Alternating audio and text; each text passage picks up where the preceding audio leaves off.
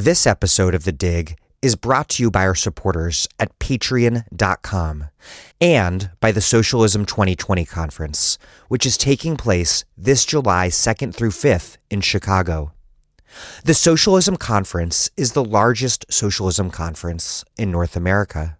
It is where activists and organizers come to be inspired, to learn from each other, and to develop the political tools that make our movements stronger.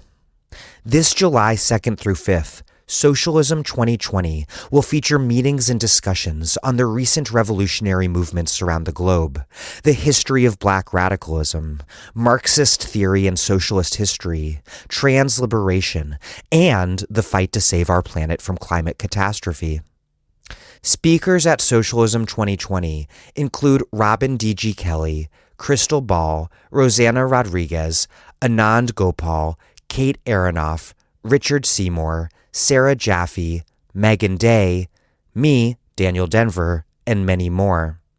Socialism 2020 is organized by Haymarket Books, Jacobin, and the Democratic Socialists of America. Visit socialismconference.org to register today. That's socialismconference.org. Register before May 8th for the early bird discount rate.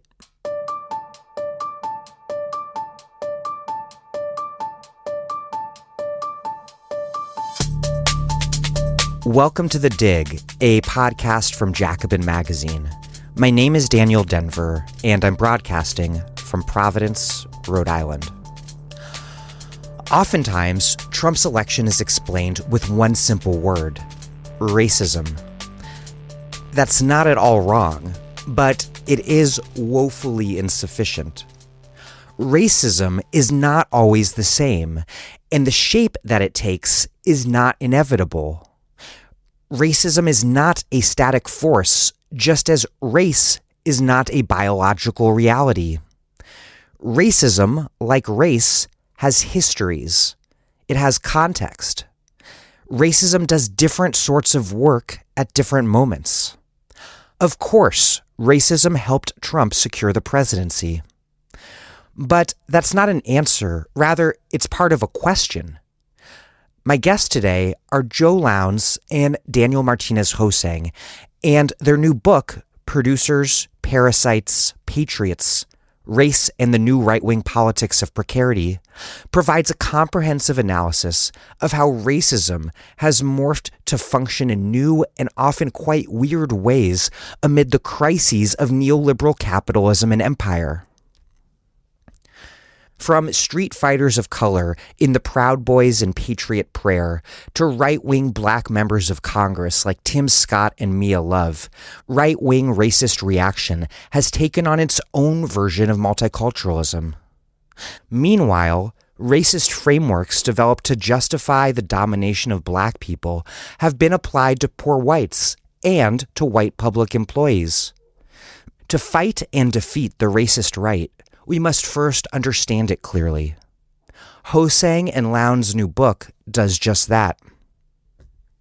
Before we get started, I want to ask you, the person listening to me right now, for your support at patreon.com/thedig. This podcast is overwhelmingly a listener-supported operation, and so if you haven't done so yet, please donate now. What's more, we have left-wing books to send you in the mail if you contribute at least $10 a month. One of those books is A Planet to Win: Why We Need a Green New Deal.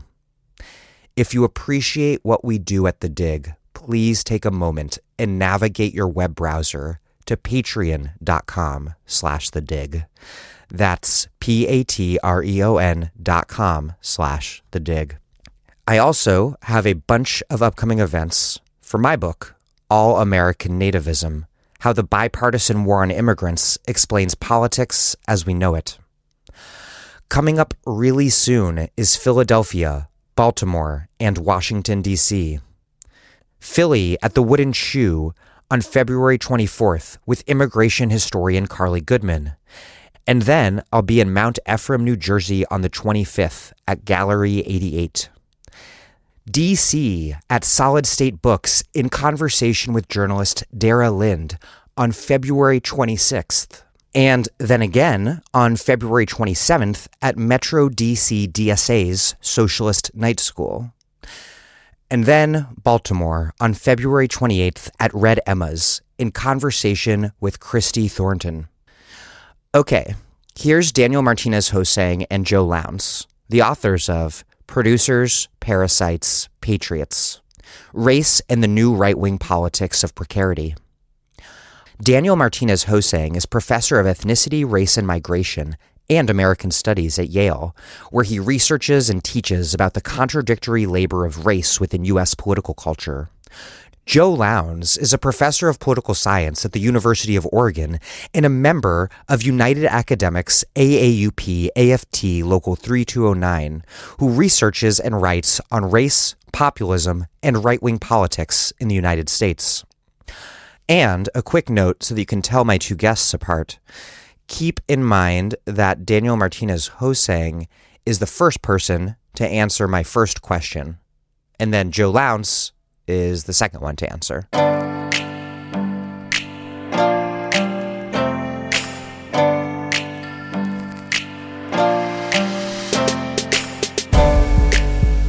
Joe Lowndes and Daniel Martinez HoSang, welcome to The Dig. Oh, thanks for having us. Thanks, Dan.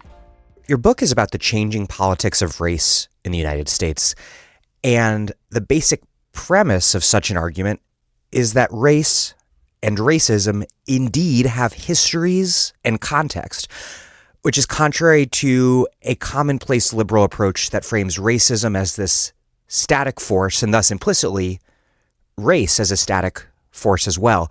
You write, quote, "While racial subordination is an enduring feature of U.S. political history, it continually changes in response to shifting social and political conditions, interests, and structures." And, quote, "Race performs dynamic and often contradictory work, continuing to produce hierarchy and exclusion while also generating new forms of mobility and incorporation. Like all forms of common sense, racism is a composite formation, bearing vestiges of bygone dynamics as well as traces of emerging developments." To start off, let's cover your general argument. What is so different about racism and the work that race does right now? And how does that in turn shed light on how race and racism have functioned under capitalism more generally?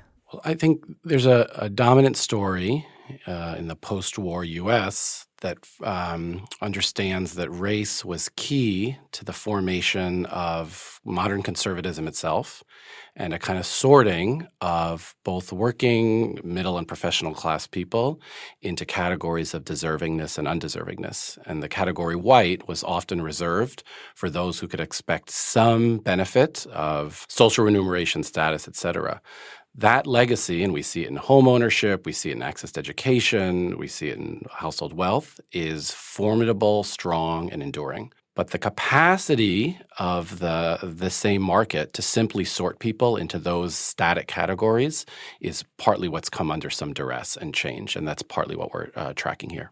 Yeah, and so in terms of its relationship to capitalism more broadly, those two questions are deeply interrelated because capitalism is also always a dynamic force changing under, changing historical conditions. And insofar as, the invention of race and the onset of capitalism go hand in hand, as numerous scholars and historians have written about, you can expect that in changes in the economy or changes in racial discourse, you'll see concomitant changes in race or capitalism. So under conditions today of kind of extreme neoliberal gaps in wealth, now what people refer to as the second Gilded Age, we see this kind of yawning space between the very richest and everyone else. Race is going to be mobilized to respond in new ways to these new conditions. And so that's partly what we're tracking, is this moment is kind of a conjuncture where many codes are scrambled and social relations are shifting. And under those conditions, new forms of racialization, new forms of racial expression, and new forms of political articulations under which race is expressed in new ways. There's this ahistorical conceptualization of racism that has led to this argument of an almost automatic white lash that bringing Trump to office, which presumes that demographic change automatically provokes a racist response and thus also treats as natural the demographic categories that are in reality, of course, socially constructed. It's part of this entire misguided debate that we've been subjected to for the last few years over whether it was either economic anxiety or racism that made Trump president. You write, quote, Trump offered a narrative about the debasement of whiteness, recited through accounts of state failure, an anemic military, the loss of national economic standing, and the incursion of racialized foreigners into the U.S. polity. Trump was a reaction to, quote, the declining guarantees that whiteness has provided. Fears of economic decline and economic status animated white voters across income levels. Fears made meaningful through appeals to racism, nativism, and the power to exclude. I want to repeat 3 words from that quote, across income levels, because the economics of racism, contrary to these conventional narratives, are never just a story about the white working class. How does your argument about this crisis in whiteness, about whiteness failing to protect white people as advertised, make sense of racism as what Stuart Hall called the modality in which classes lived? And how does that depart from this conventional liberal framework? Well, part of what you're raising is the limits of an understanding of racism simply as a psychological orientation and something that's somehow like reflexive, innate, and under certain conditions kind of automatically mobilized. And so versus an understanding that these are political projects that require collective effort to mobilize, to identify, to demonize, to incorporate. So in the case, it actually is quite empirically true that whiteness as a kind of form of guaranteed protection has declining benefits. Across the post-war era, it was often associated with access to institutions, some form of protection and redistribution. As the economy itself has redistributed upward, those protections for everyone are lost.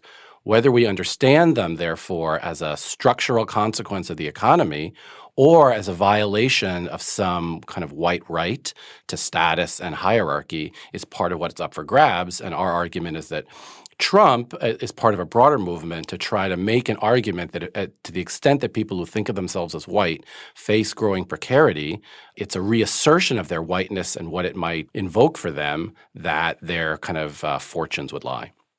So, and this can go across class categories too, right? I mean, the idea that you are experiencing relative deprivation might mean that, you fear that your stagnant wages are the result of immigrant workers undercutting you, in the market. Or it might be that you feel like your kid didn't get into an Ivy League school because of affirmative action programs. And so, up and down the economic scale, appeals can be made to whiteness in terms of who gets in front of you or who's benefiting at your expense. Or it might be where are your tax dollars going? Who's spending that? Who's parasitic on your own life and well-being and flourishing?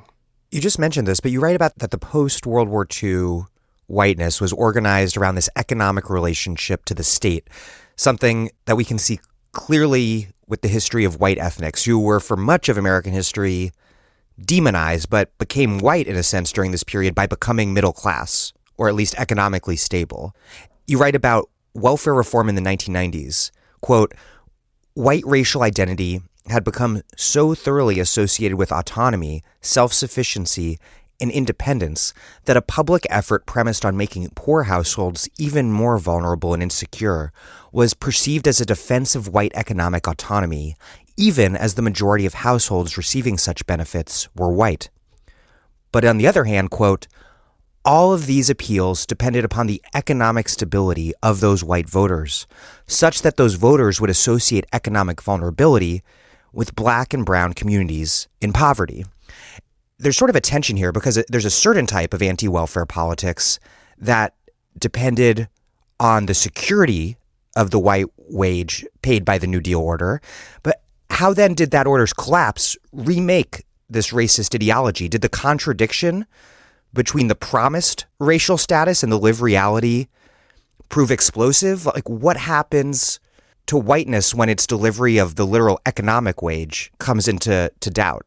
Part of it is, if you think about the New Deal guarantees or the kind of social safety net set up for a broad swath of Americans, and particularly people who were white Americans, from the 1930s onward, depended on notions of entitlement and deservedness, right? So there was, even in New Deal social policy, there is a split between Social Security and relief, or job guarantees and government-provided jobs. And so there's, across this era, what was perceived as white social guarantees and provisions were ones that were thought to be, that you paid your wage into Social Security, and so you get some of that back. That's an entitlement, as opposed to what someone else is doing. And so it wasn't marked as redistribution. It wasn't marked as redistribution, and it wasn't marked as relief. And I mean, that's key to one of the arguments we make in the book, is that this notion of producerism, of being a producer,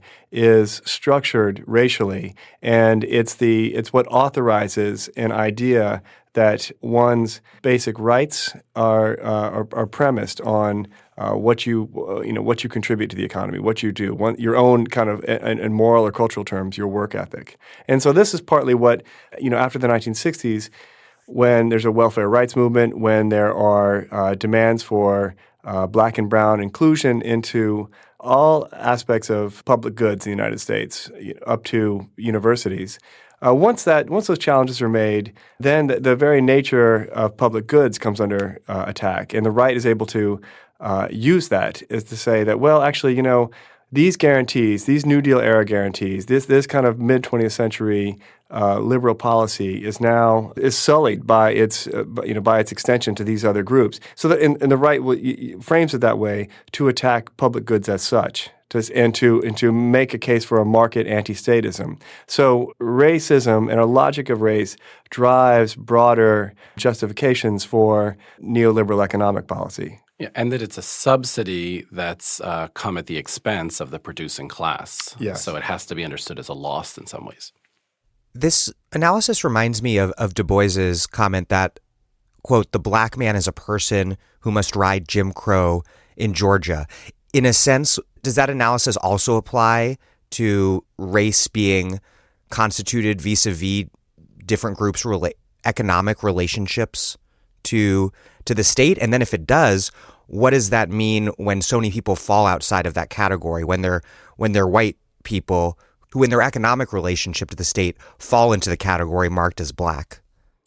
Yeah, that's right. I think it helps us to think about race as standing in for capacities, for what's possible for a person. And, the intensification of inequality is now such that, these large sections of white workers who understood themselves to be entitled to some of that redistribution through mechanisms like unions, their public benefit programs.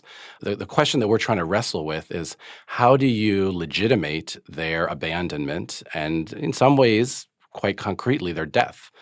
The narratives, the attacks, the logics, the forms of common sense that were long developed to explain why many people of color were excluded, not because of some social organization, but because of their incapacities, their degeneracies, why they would be excluded, for example, from housing subsidies, education subsidies, et cetera. Those are at the ready now when you want to try to explain why white public sector workers are themselves parasitic. They sit around feeding at the trough of the value created by the private sector, or tuition subsidies at public colleges, or other forms of guarantee. So the very logics that were used to legitimate white access to social benefits now come back zombie-like to explain their abandonment. This is this process that you call racial transposition.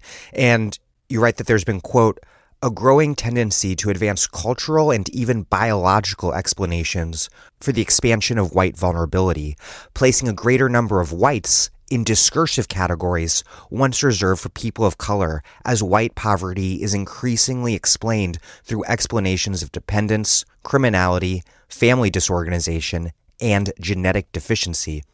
And you look back at the sort of analysis that Moynihan employed in his infamous 1965 The Negro Family, aka the Moynihan Report, how that's been come to be applied to poor whites. You cite the book by the Bell Curve author Charles Murray from 2012, Coming Apart.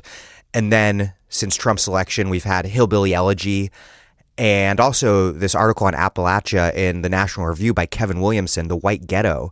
And I want to quote from it because it's really remarkable, where he writes, quote, "You have the pills and the dope, the morning beers, the federally funded ritual of trading cases of food stamp Pepsi for packs of Kentucky's Best cigarettes and good old hard currency, the occasional blast of meth, petty crime, the draw, welfare, recreational making and surgical unmaking of teenaged mothers, and death. If the people here weren't 98.5% white, we'd call it a reservation." What do you make of the fact that we simultaneously see Trump and Tucker Carlson blaming racialized others for white people's economic problems, but then other conservatives blaming poor white people as though they are those racialized others? How do these two seemingly contradictory things function together? I mean, isn't it interesting that, going back just for a moment to the Kevin Williamson quote, the only way that he can make sense of this is to use terms like ghetto and reservation, right? That the white failure he wants to describe, it doesn't make sense unless you can actually slot it into racial categories for the reader. And so, there already he's like, he is the only way to move us to that place is to be like, now you must see these as racialized subjects in some way. And so that's partly what was happening.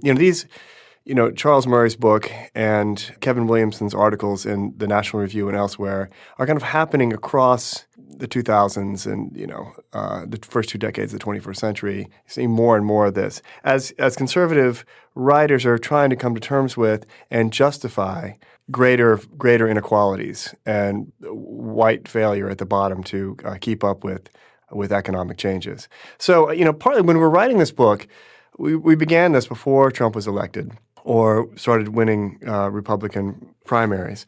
And it was a question at that point, like, how will these, for us, we were kind of thinking, well, how will people who are now being racially marked in novel ways respond to this kind of marking, respond to where they're being placed? And, Trump was one answer to that.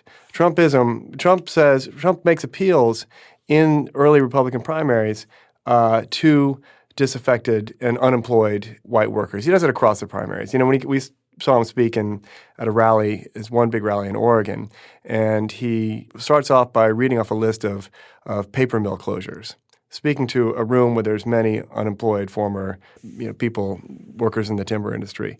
And so, Trump in some ways was appealing to these people on the basis of, you've been abandoned by party elites. You've been abandoned by Jeb Bush, by Mitt Romney, by other Republican chieftains who represent neoliberal capital. I represent something else to you, and it was a message that was simultaneously aimed rhetorically at free trade agreements and at immigrants and at people of color. So there was a way in which he was telling people, actually, both telling people that there could be a restoration of the privileges of their whiteness through a Trump victory. But he was also calling them losers. He was also using, interestingly, language which was not so different from Kevin Williamson's. He would say on the campaign trail over and over, "You're losers, you're losers." And which was kind of, at the time, I wrote in a piece in Counterpunch that this was really an odd form of populism, kind of a new kind of populism where you appeal to the very people. BDSM populism. I think that's exactly true. There's a way in which there were certain kinds of pleasures in this kind of continual recitation of people's own humiliations. This kind of demeaning language was oddly part of what was a staple of his appeal early on. Right. And he actually spoke he said, we're losers. We keep losing at everything. We lose to the Chinese. We lose they laugh at us. They mock us. And that was rather than we might think like, in comparison to Hillary, who said we are already great in that way. And there's a way that had much more it was much more attuned and resonant to these feelings of loss and reframed it as racial loss. Yeah, I mean, not to get like too psychoanalytic, but hey, maybe let's go there. People are laughing at us. He says that constantly, and maybe not as much today, but during the campaign, certainly. And it's just reflects this obsession with humiliation at the hands of the foreign racialized other. Mm-hmm. And women. I mean, the other thing here is that gender and race are continually wrapped up together, in these languages. Oh, yeah. And I want to get to that big time later on. But first, I want to talk about another big example of racial transposition that you discuss alongside poor white people is white public employees and the use of racist ideology to attack them. I guess let's start with the bigger picture just to set the context. Why did the right-wing populist response to the 2008 economic crisis take the form of a Tea Party revolt against freeloaders and parasites? Yeah, a couple things are really important. So on the right-wing think tanks and foundations had long had a critique since the late 60s and early 70s of public sector unions themselves as kind of rent-seeking, opportunistic actors who shouldn't legislatively be entitled to participate in electing a government and then bargaining with that government. What's interesting about 2008 and its aftermath is those critiques actually get rendered not in terms of structure, but in terms of culture, the cultural failures of the recipients and that's actually what allows, for example, Scott Walker's attacks on public sector unions in 2011, the famous speech in 2008 that gave rise to the Tea Party, as we're subsidizing the losers. So it becomes characterological. Santelli's rant heard around the world. And so it's defined in terms of character. And if you want to turn to a language of character debasement in the U.S., that language is always going to be steeped in racist assumptions, that it's somehow carried in the body and habits and traits that are reproduced as explanation. So we're trying to be careful in the argument that it's not like those public sector workers are themselves losing their whiteness and the kind of protections it continues to offer, nor are they made equivalent to the forms of stigmatization and exploitation that Black and brown communities have long faced. That's not the argument. But the argument is to disavow, to discredit, to demonize, they're going to have to turn to that language. And this is not something new, a phenomenon that just arises in 2008. Cedric Robinson, the theorist and social critic, has written, racism has the advantage of being able to move and transfer its disaffections from one group to another without being held accountable. And he was describing this, 400 years ago at the kind of transition from feudalism to the transatlantic slave trade and modern capitalism. So it's a phenomenon that cultural logics and ideas can move and are much more dynamic. They actually aren't fixed onto populations as we might understand it in any given moment. So, like you mentioned, there's been this long-standing right-wing attack on public employees union, but what's new is this demonization of public employees as people, this pathologization using the sort of frameworks previously applied to, iconically like the Black welfare mother, to talk about white DMV employees. How did that transposition take form, and why did it do so when it did? Amidst and really even after 765,000 state and local public sector employees had already had their jobs cut between 2007 and 2011. It really followed this massive systematic attack in terms of the layoffs. That's right. I mean, it has to be narrated as the public, the tax-paying public and private sector workers are simply sick and tired of watching their counterparts in the public sector in these do-nothing jobs at their expense. And I think it's so critical to remember at that moment how many possible explanations are circulating. This is when Greenspan itself is speculating about whether capitalism is capable of reproducing itself at this moment. So the fact that the narration of of it is again done in terms of character, culture, qualities, actually shows the reliance of markets and, in this kind of even hyper-finance capitalism on common sense notions of worthiness and unworthiness. It's deeply embedded there. I mean, this shows where class and race are inseparable because you can't find a language to explain that without turning to histories of racial demonization.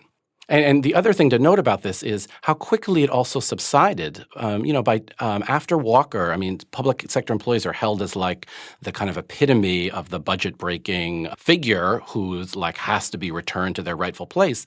By 2014-15, it has very little resonance. So we have to understand it as contingent, opportunistic. Scott Walker's presidential ambitions go nowhere. So none of these. Again, the ambition to delegitimate public sector workers was long in play, but at the certain moment, it was this turn to languages of character deficiency that we want to kind of call our attention to. You point to this instructive case where the demonization of public employees didn't work, and that's when the right went after unionized cops and firefighters in Ohio. It was 2011, and there was a massive campaign to overturn SB 5, Senate Bill 5, which eviscerated public employee rights in the state. And Wisconsin conservatives, of course, didn't make that mistake. They excluded cops, and they won. And you write about the campaign in Ohio against SB 5 and about their ads, which, quote, featured firefighters, police officers, and nurses amid life-threatening emergencies, evoking an iconography of white heroism and sacrifice, and within recognizably gendered occupations. We Are Ohio's credibility with voters depended on the celebrated cultural status of firefighters, police, and nurses as first responders, rather than as public service workers defending the public good. In other words, they won in Ohio, the unions won, but they did so by narrowly defining the legitimacy of public sector workers in right-wing terms, a short-term victory that reinforced a long-term problem. You write, quote, in the face of charges of parasitism, they had to quite literally perform their white producerist commitments for the electorate in order to counter the process of racial transposition. What is the problem with making cops and firefighters, in particular, the lens through which we represent public sector workers as a whole? And a couple things there. We can absolutely understand the logic in the face of a proposal that would broadly eliminate collective bargaining rights and protections for tens of thousands of workers. Why, in the short-term context of an election, you would want to front both the figures that are kind of most sympathetic to the public and that have the effect of refuting the charge that people are simply feeding off the public trough. You actually have to embody and perform the notion of the productive work you inhabit. But part of the point we're making here is that there's a whole set of workers who are critical to the public good. So we think of social workers, sometimes teachers, lots of other occupations whose labor isn't legible in those terms. And if the only grounds on which we can make claims to our right to things is by performing and reperforming our producerism, we narrow the sense in which people can be identified with it and, again, can make those appeals. So I think this is a long-standing challenge, which is that the way you escape the disavowal, disabandonment, and stigmatization of parasitism is to present yourself as, that's not me. I'm a producer. I do the work. You have me mixed up. Go after someone else. But we can see over time the strategy of you go after someone else just simply sets up other people, puts other people in the sights of that attack. Well, and it also, you've narrowed the ground of the battle to having abandoned the idea that there should be public goods, that there should be democratically controlled services for everyone, and that people ought to be paying into this, and that people ought to be benefiting from this. By only focusing on kind of gendered, racialized, producerist figures, you've kind of given away the argument to the other side entirely without any kind of reframing of what it's going to take. So the next time these attacks come, the ground is even more shaky. And that the state is really only there to protect you from threats in an emergency. in these narrow, acute emergency situations. And it's absolutely reproducing the legitimacy of the producer versus parasite divide. It presumes that. We also describe teachers rally in around 2013 when a group of mostly white teachers are mobilizing around a contract fight, and there's a sign in the rally that says, "First they came for the teachers." And that's the assumption that teachers themselves were the first to experience these accusations of being parasitic. And that's, of course, not true. This comes from a long round of targeting women of color, other communities of color, to represent themselves as that parasitic figure. So the failure there of mostly white public sector unions to understand why their well-being and life and claims were deeply tied to and dependent on these previous rounds of demonization actually set them up because they thought they were indemnified from these attacks. I mean, I think literally these mostly white public sector workers, toll booth collectors, janitors, building inspectors are shocked that they're somehow now being named as culpable for this calamity. But of course, they're the latest group who had been defined in this way. One thing that jumped out at me, and this was just a really fascinating analysis, I knew about what happened in Ohio a little bit, but I thought about it as a situation involving the right overreaching and attacking cops and firefighters. But your analysis of the way that nurses were incorporated into this category of first responders was really interesting because nurses can be represented in two very different ways on the one hand, as part of this caring economy alongside teachers, or this more kind of masculinized producerist category of first responders. Yeah, I think that's exactly right. So they're clearly aligned. I mean, and it's often that the nurses and sometimes the teachers tended to always appear next to the firefighters and officers, again, in these very gendered roles. But think also of the way teachers could operate in both those ways, either as the kind of do-nothing parasite who has, long summer vacations at taxpayer expense, who are actually responsible for the crisis in public education, to more recently in the Red State Revolt, Teachers Revolt, as the kind of heroes of keeping together some possibility of public education.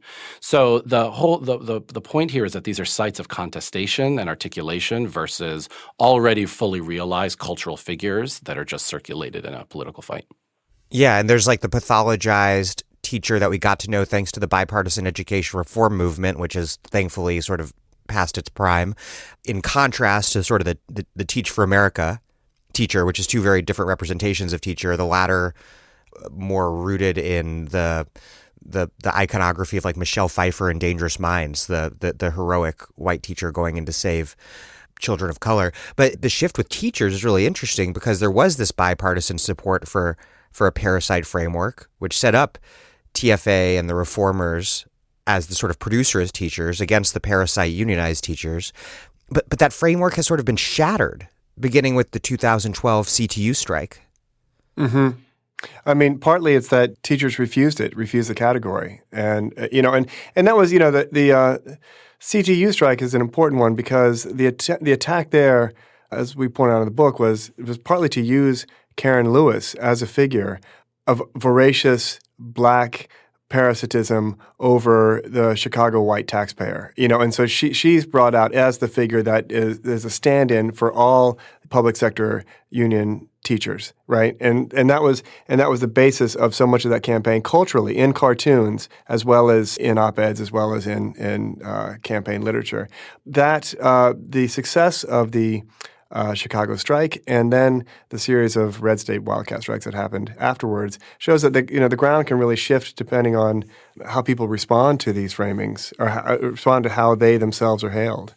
Yeah, I mean, the LAUSD strike last year, I think, is also a clear example of it, where, as you said, the kind of bipartisan hedge fund charge is if we want to understand the failures of public schools in LA, it's the teachers and their abandonment of students and communities' issues and their kind of fixation on their own conditions.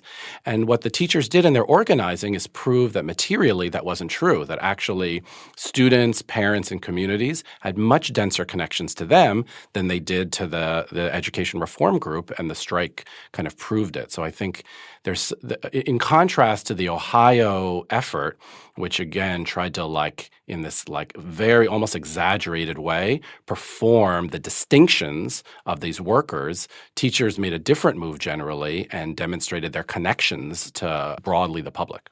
Daniel, this reminds me of your previous work on the establishment liberal campaign against Prop 187, the 1994 California anti-immigrant measure, which was made on terms that ultimately conceded the right-wing premise. Did the liberal establishment campaign against 187, was that in your mind when you were analyzing the Ohio campaign? Absolutely, because part of this is, especially at the kind of the eve of an election, if the work hasn't been done beforehand, as the teachers demonstrated in both Chicago and Los Angeles, to build those things up, you're operating within the framework of the kind of accusations, and again, the characterological accusations of defend yourself to us. You are the source and site of our dispossession. What have you to say? And in that context, if no other work has happened, all you can do is say, you have me mixed up with someone else. Look at the taxes I pay. Look at the heroic work I do. You're misrecognizing me. And so I think in that sense, that was part of the failed effort to respond to Prop 187, in which, in the downturn of California's economy in the early 1990s, immigrants who actually hadn't surfaced as the kind of site of the crisis were fairly quickly offered to explain the, collapse of the world's seventh largest economy.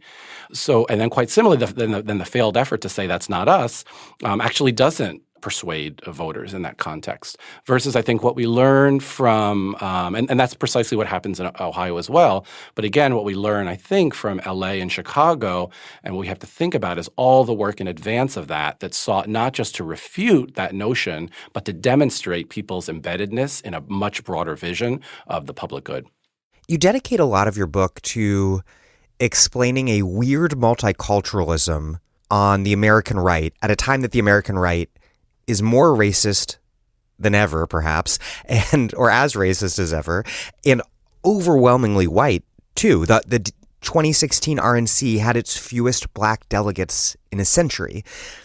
And you have two complementary analyses here. One, you point to prominent right-wing black Republican members of Congress like Allen West, Mia Love, and Tim Scott. And then you also look at non-white people in the extra-parliamentary far right, like Joey Gibson, the Japanese-American founder of Patriot Prayer, and to Tiny Tuisi, the Samoan Proud Boys member famous for beating up Antifa protesters.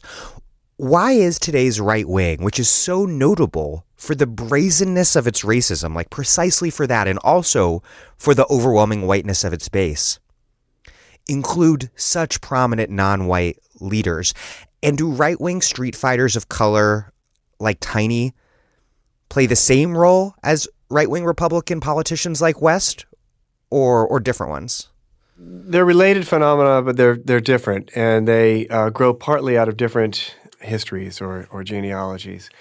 To take the first one, that conservatives of color who have been prominent in the GOP over the last decade or so, some of that comes out of this kind of neoliberal logic or kind of a reinterpretation of the very aims of the civil rights movement, of the Black freedom movement, in a way that incorporates it into a Republican narrative of overcoming.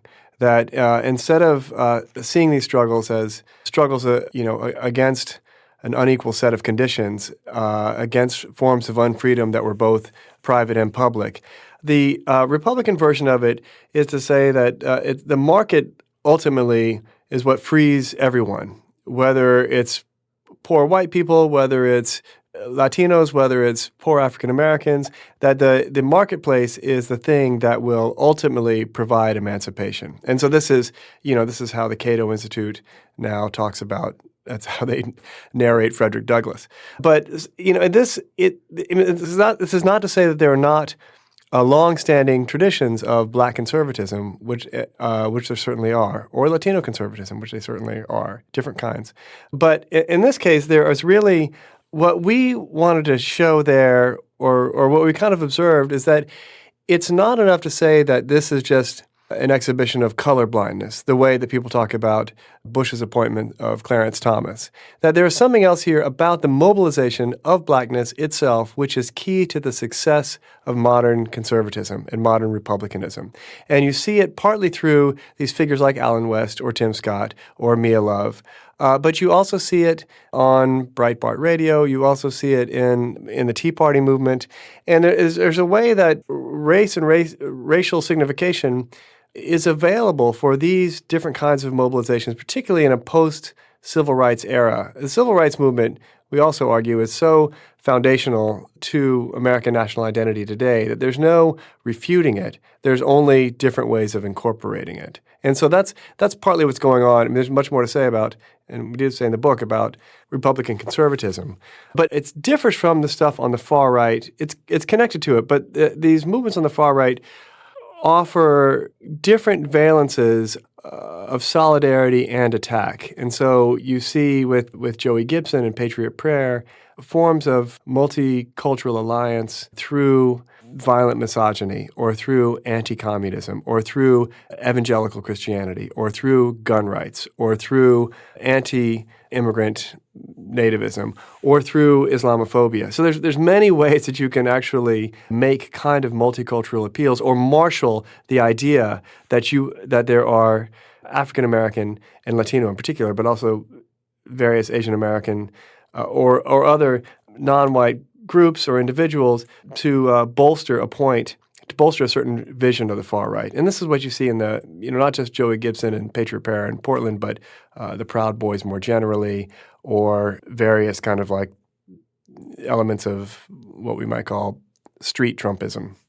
I think a couple other things to keep in mind. You're exactly right, Dan, that it's we're not reading this as some kind of reorganization of Black public opinion, mass Black public opinion. Not even close. Not even close. No, that is as we understand it. And these formations, as you're describing, are as white as most people might imagine them.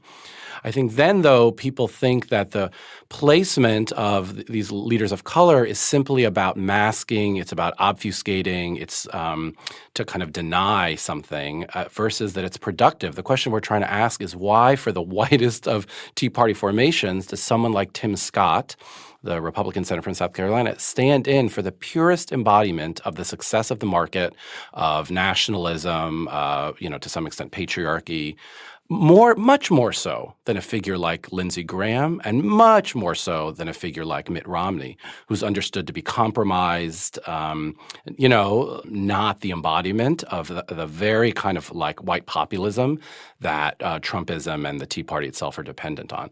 So just like, large corporations absolutely are dependent on articulations of Blackness, Black cultural formations, Black subjectivity. I mean, right, that's the center of every corporate, large corporate, kind of mass marketing or much mass marketing. We shouldn't be surprised to see the right also turn to those same forms of signification, that they're doing certain work for an otherwise overwhelmingly white base.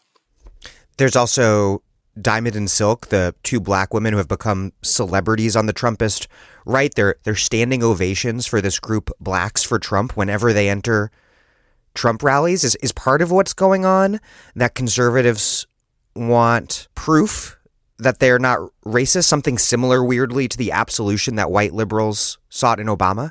Yeah, I think no question that's part of it, is this idea that their politics are authorized by the idea that there's something deeper and more profound in the set of values than racism. And incorporating symbolically Black people, as Dan said, not obviously in terms of actual numbers, in terms of actual mobilizations, in terms of actual parts of the electorate, but to have these figures symbolically is appealing. Appealing in the way maybe partly that blackface minstrelsy was appealing for such a broad swath of American history, but also I was going to make the same comparison. Yes.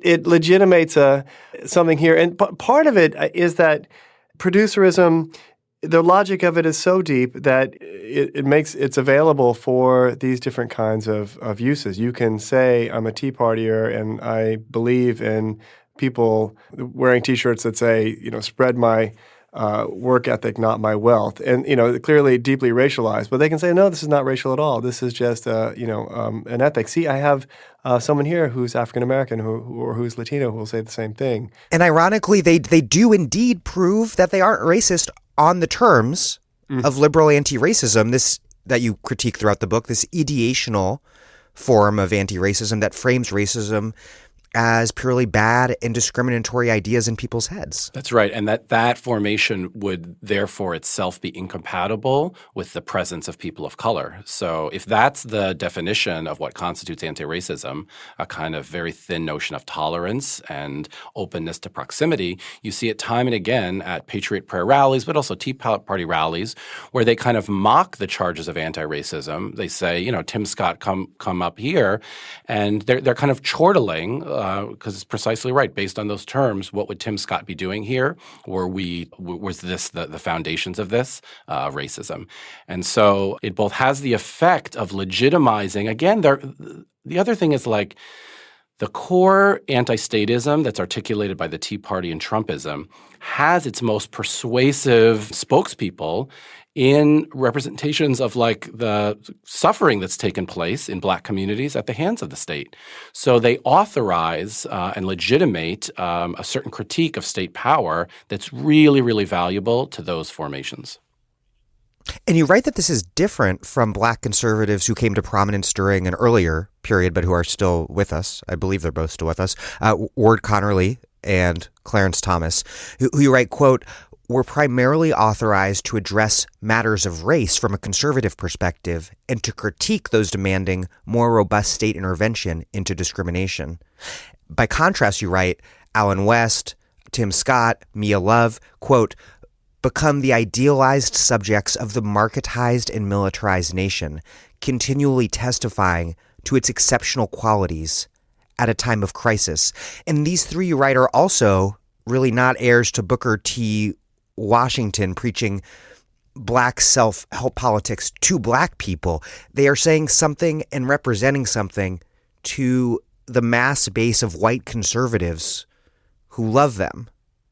It's a very different form of Black conservatism, you argue. Yeah, there's some kind of affective appeal going on. I mean, if you hear, Tim Scott speak to, South Carolina Tea Partiers, there's no attempt to avoid, regional Black colloquialisms. He, in fact, depends on that in the way he speaks, in the way he talks to these largely white voters. And similar, not unlike how Herman Cain would present himself. So there's that aspect to it, but there's also something else about the magic of neoliberalism here. It's the idea that if you take a standard Horatio Alger rags to riches idea and racialize it in these ways, it's to say, as Herman Cain did, I came from, or Ben Carson, or Tim Scott again, I came from the lowest origins. I came from the most deprived conditions. I faced a set of challenges that were not just steeped in poverty, but in racial discrimination.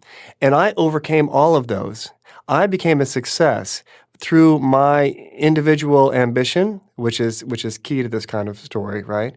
Through my gumption, through my hard work, and through the marketplace, which allowed all this. The marketplace becomes this thing, this liberatory force that will do this work. That the story of Black self-overcoming is even underscores something even more powerful about neoliberalism in that story. Right. And the refusal to rely on the kind of the lie that the state somehow itself is a possibility for one's protection. So the notion of Black subjects becoming producerists, the exemplar of producerism, is a shift that requires our attention. And that doesn't mean, of course, that the Tea Party itself or its policies are any less steeped in white supremacy or racial hierarchy. It means that at this moment when the lived material realities of market abandonment are becoming more acute, and the effort to legitimate why the market still has to be the site to which people would direct their energies, someone like Tim Scott or Alan West are far more persuasive and compelling bearers of that message than, again, a figure like Mitt Romney, who doesn't sound credible in that context. Yeah, Mitt Romney's the son of former HUD secretary, presidential candidate, and governor of Michigan. It's not exactly an up from his bootstraps narrative. And you write about Black striving being cast as this exemplary form of good citizenship, including, very interestingly, in Mia Love's case, her parents immigrating the, quote, right way, in implicit contrast to illegal immigrants. At the 2015 CPAC, she said, quote, "My challenge to the conservative movement is for us to be the group that promotes the ideas and the opportunities where people can come to this country legally, like my parents did, with $10 in their pocket and live their version of the American dream." And you note that this is, quote, "not an Ayn Rand animated testimony to the virtues of selfishness, but a story of family uplift and communalism." How is it that Black striving and the good immigrant ideal, which people with such an anti-immigrant president forget is still a powerful force across the American political spectrum, how do those both function to represent this sort of privatized communalism as the basis of good citizenship? And then how does that in turn, given its sort of superficial warmth, not this Randian coldness, how does that in turn still function to bolster anti-statist conservatism that cuts food stamps and rejects Medicaid expansion? Well, I think one of the things to be clear on here is that there are, these languages or discourses are often contradictory and can be, used kind of in one direction or another. So the Mia Love story would not be one that would be celebrated by Stephen Miller in the White House, right? Or Trump's idea of Haiti as a shithole country. So that, so there are different, a tradition of republicanism that welcomed open borders was, this was the position of the Wall Street Journal editorial page was open borders. And, and this was the position in some ways of Reagan's position on amnesty and George H.W. Bush's position on amnesty. And Dan, you know all this from your own book. But there's forms of nativism and anti-nativism. It can work together, and just as forms of racism and anti-racism can work together. I think that partly a figure like Mia Love is more credible to a Republican base. I think probably a couple of years ago, slightly more than would be the case now, with kind of a greater emphasis on border nationalism that you see, which then shifts some of the ground of where and how racism is being deployed. So if you think of Steve Bannon, once he leaves the White House, goes around speaking to Black and Latino chambers of commerce, talking to people about how they have been left out, how the banks and Wall Street have forgotten them, and that they need to get a piece of the action, and they need to be brought in, and that they need to be part of his vision of economic populism. And this is a vision of peoplehood that he sees as a realignment along the lines of the 1932 realignment. And so this is Bannon putting, in his language, the white working class with the Black and Hispanic working class against free trade and against immigrants. And so there are blackness and brownness can be used as a form of nationalism against immigrants, or the idea of non-white immigrants can be used against domestic populations of people of color, depending on how and where. These aren't entirely open discourses, but context matters in terms of how and where they're used and how effectively they can be used. And at the same time, we can just think about the ways that Stephen Miller and Mia Love actually work together, or they do work that complements, to the extent that Love defines and narrates this exemplary immigrant subject who, similar to Tim Scott, refuses any form of state dependence, demonstrates their fealty to the nation, and actually, in some ways, re-legitimate at a time of crisis, demonstrates why American exceptionalism is still alive and well. So for her notion as a immigrant family from Haiti to say, I recognize that our market, our military, our faith are indeed the best in the world, deeply, deeply powerful testament, and reinforces then Miller's notion of why that needs to be defended from unauthorized entrance. We've definitely seen with Trump, and this has a much longer history, how anti-immigrant politics can portray Black people as American victims of foreign Latinos, whether economically or in terms of criminality and violence. We see this with the so-called angel families and angel moms that have really become a major feature of Trumpist nativism. And it can even be deployed in an attempt to incorporate Latino Americans into anti-immigrant politics. If you recall, in the 2018 State of the Union address, Trump had as his guests Latino parents whose children had allegedly been killed by MS-13 members. But what's really interesting here, and what the big problem is for the right, is that while in the 1990s there was strong Black and Latino opposition to undocumented immigrants, Daniel, you might remember the Prop 187 numbers better than I do, but a significant number of Black and Latino people did indeed vote for it. Not as many as white people, but a lot. Since then, things have changed a lot because it's become too clear, I think, that Republican anti-immigrant politics are so deeply embedded within a larger racist agenda that targets non-white people across the board. That's right. And actually, the movement in the last 10 years in particular among Black voters who understand nativist politics as simply synonymous with racism and white supremacy, such that now, on the aggregate, Black voters are collectively more supportive of immigrant rights and inclusive policies than on the aggregate Latino voters.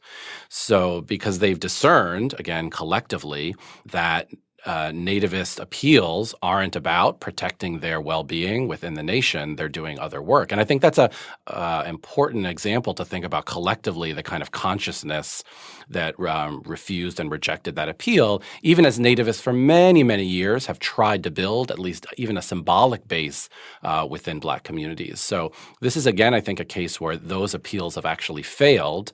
But I think it's still important for figures like Miller to be, at least in some proximity, to others who are trying to celebrate a notion that we are indeed trying to protect some kind of multicultural nation. So this isn't the discourse that we would get from Merkel and others about the failures of multiculturalism. That's not what's being argued here. It's actually the nativism, the exclusion is in defense of the multicultural nation who would be the first to suffer if more immigrants were allowed in. Similar to this multicultural nativism as a means to at least symbolically, perhaps mostly only symbolically, incorporate non-white people into the right is what's happening with the politics of civilizational war and Islamophobia and how they facilitate a sort of incorporation of Black Americans and just a diverse Americans into the category of the American people. But that in turn, to me, seems like a subset of this more pervasive, a conservative expression of a more pervasive multicultural military nationalism, which celebrates the diversity of the armed forces against common enemies. How does that work? Why is it that the Proud Boys can have these prominent street fighters of color but organize themselves around the principle of Western chauvinism? Or what is Alan West doing when he warns against, quote, radical Islamist belligerents who transport the 7th century ideologies that are anathema to the values of American and Western civilization? What work is being done? I mean, I think that part of what you're pointing out is white supremacy itself isn't just defined by were it more inclusive, it by definition wouldn't be white supremacy. It's actually constituted also through a set of political commitments that understands hierarchies of civilization, of worlds, that certain people are destined to predicated to forms of violence and degradation. So non-white figures can be incorporated into that worldview and into that project. And so at its base, it still is deeply imperialist, militaristic, colonial, and indeed white supremacist. But it can be, and this sounds idiosyncratic, but it can be a multiracial white supremacy that's committed to all of those notions of a robust militarized defense of the nation and a kind of deeply invest in the figure of the hordes waiting at the gate to reproduce itself. Christianity is key to this ideologically as well, in ways that I think have come to the foreground in the kind of post-Cold War era. Which is in the end of the Cold War is partly the template partly the ground on which so much of this happens. But, the idea of a clash of civilization, to use old Sam Huntington's words to describe this kind of idea that now that, the West is in a permanent war against Islam, is one that, marshals evangelical energies, marshals an idea of a set of American values, no longer as kind of the shared liberal democratic values that Republicans and Democrats had in opposition to Soviet totalitarianism. Now it's the idea of Judeo-Christian values against Islam and against China. Against Steve Bannon would focus this entirely on Asia as well. So there's something here that is being defended or reorganized, or there's attempts at reorganization of a set of values and a set of political formations that depend partly on Islamophobia, partly on anti-Semitism. Anti-Semitism is always, kind of the key term here for so much of this, of everything else, that props up, as Dan said, both white supremacy and the American nation. And is it also, though, this subset, a conservative subset of a broader multicultural military nationalism? Because we can look, to example, to the 2016 DNC, when Khizr Khan was speaking with his wife at his side, whose son died, I believe, in Afghanistan because he was a U.S. troop, saying that his son, quote, sacrificed his life to save his fellow soldiers, while Trump had sacrificed nothing and no one. He said, quote, have you ever been to Arlington Cemetery? He's addressing Donald Trump, who is watching on TV, I guess. Go look at the graves of the brave patriots who died defending America. You will see all faiths, genders, and ethnicities. And then Trump then accused Khan of not allowing his wife to speak implicitly because of the Muslim subjugation of women. What does this partisan conflict over whether multicultural military nationalism is universal enough, between this conflict between the liberals and the right, universal enough to include Muslims, what does that reveal? I think part of it is that, obviously American imperialism is a many-splendored thing and, shared by political elites across both parties. And I think it's something actually that a lot of people wanted to say about Trump in 2016, that because he comes from a paleoconservative or a traditionally right-wing isolationist position, that he would not have the same kind of appetite for empire as either Bush or really Obama. I don't think it's entirely untrue, but the thing is that structurally the U.S. state is an imperial state, and there's no way to be commander-in-chief and be the American president without deep commitments to empire. And now, unclear that Trump is inspired by, he's certainly not inspired by the same kind of neoconservative vision of empire that you see in both, first is so strongly in George W. Bush's administration, and then also in Obama's administration. But nevertheless, it's part of the U.S. state, and it's one that Trump will defend, as a form of not as liberal internationalism, but internationalist nationalism, maybe is a way to say it. So in that context, the United States sees itself as at war with other empires, with countries with imperial ambitions like Iran. But I actually don't think that there's the same kind of 20th century post-World War II order appetite for this imperialism in the same way that with the Trump administration in terms of its relationship to multiculturalism or multiracialism. It's not like he would say to Khizr Khan, like not letting his wife speak is not unlike Laura Bush saying that we're going to liberate the women of Afghanistan through this war. But in the case of the Bush administration, there was a deep commitment to doing just that, what they thought was a form of liberation. And I'm not sure it's the same thing here. And to the extent that American imperialism always is predicated on American exceptionalism, which legitimates it as not imperial, there's, both at the 2016 DNC and the kind of like The multiracial constitution of the U.S. military today demonstrate that. It's actually key to it. So again, we have a site. Militarism is foundational to a global ordering, racial ordering on the one hand, and on the other hand, it requires us not just an appearance, but an incorporation, a multicultural incorporation to legitimate itself. I'm Aziz Rana, and you're listening to The Dig, a great place for analysis about where we are, how we got here, and what can be done. It's my favorite podcast, and you can support it at patreon.com. This episode of The Dig is brought to you by our listeners who support us at patreon.com and by Verso Books, which has loads of great left-wing titles, perfect for Dig listeners like you. One that you might like is All-American Nativism, How the Bipartisan War on Immigrants Explains Politics as We Know It, which is, funnily enough, by me, Daniel Denver. It is often said that with the election of Donald Trump, nativism was raised from the dead. After all, here was a president who organized his campaign around a rhetoric of unvarnished racism and xenophobia. Among his first acts on taking office was to block foreign nationals from 7 predominantly Muslim countries from entering the United States.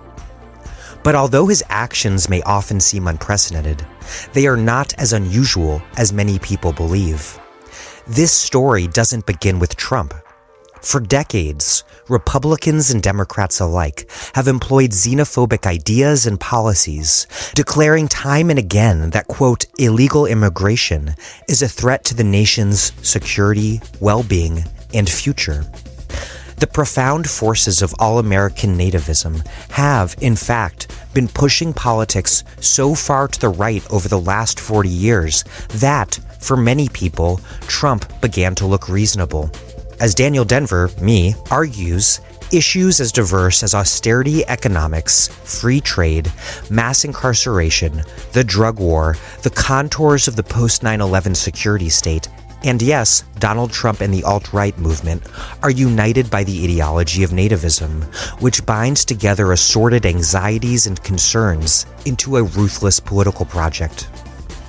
All-American Nativism, How the Bipartisan War on Immigrants Explains Politics as We Know It. By me, Daniel Denver. Out now from Verso Books. You argue that the current situation complicates a well-known analysis of American politics, most famously put forward by political scientist Roger Smith, which holds that our history and present are characterized by this conflict between, on the one hand, an exclusionary racial nationalism, people like Trump, versus an inclusionary civic nationalism, people like Obama. You argue that those two things, if I understand you right, have never been so much opposed or opposites so much as inextricably this single multifaceted dynamic and contradictory force.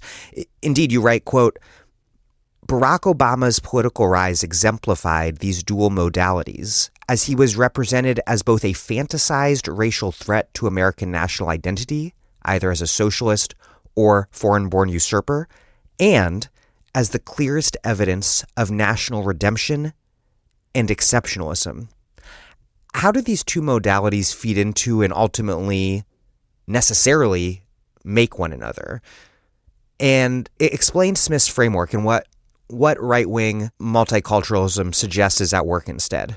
The notion of like dueling and competing and mutually exclusive traditions in which one imagines, something like a white ethno-state and another imagines a pluralistic incorporation is actually not accurate or in any way nuanced description of how the nation has constituted itself. Unlike in European formations where on the far right you actually can see calls for a purification and a white ethno-state, those forces are on the margin. The notion that the nation itself is foundationally not white alone, and this dates back to the 18th and 19th century is critical. Think about the Boston Tea Party, the kind of recurring tropes of playing Indian, of minstrelsy, etc. So So that's just, I think, we have to describe as like empirically inaccurate about the constitution of those movements.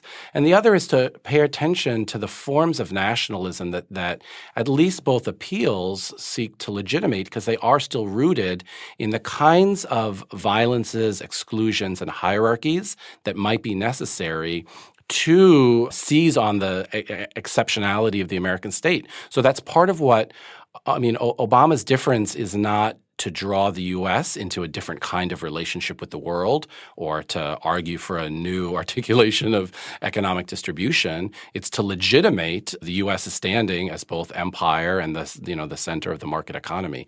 So in that sense, they're both deeply committed to forms of hierarchy and domination and a certain kind of U.S. exceptionalism. Neoliberal and right-wing multiculturalism have both abstracted Blackness and diversity from historical struggles of oppressed people. But then, really weirdly and recently, we have Trump's Super Bowl ad where he takes credit for getting criminal justice reform done that no one else before him could, which is a remarkably, just as a fact check, a remarkably cynical take on a really modest bipartisan measure.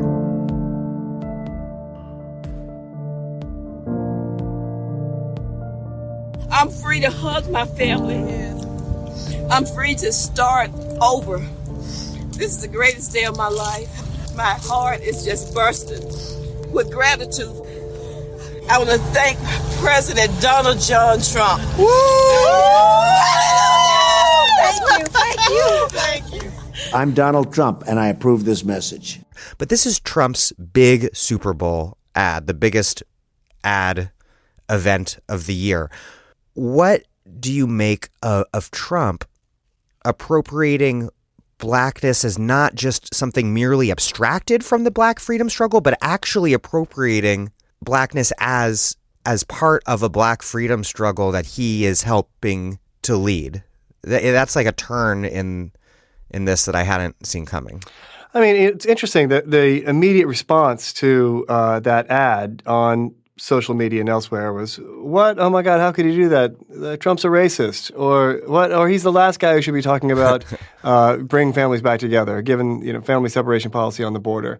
And in a way, if that's true, then why would Trump have done that ad? If it's self-consciously cynical to a degree that is obvious to everyone, and in a way that should be anathema to what his supporters want, then there would be no reason to have done that ad. And yet, as you say, extraordinary amounts of money were put into this one ad during the Super Bowl, which means that it actually matters in some fundamental way to Trump and Trump's 2020 campaign. And so then you have to start asking, what's this about then on some other ground? Like, why would Trump choose this as something that's exemplary of who he is and of who his campaign is and what his campaign is? And I bet I haven't read the analysis, but I bet a lot of media have misanalyzed it as an attempt for Trump to chip off more of the Black vote, which I don't think is what's going on necessarily.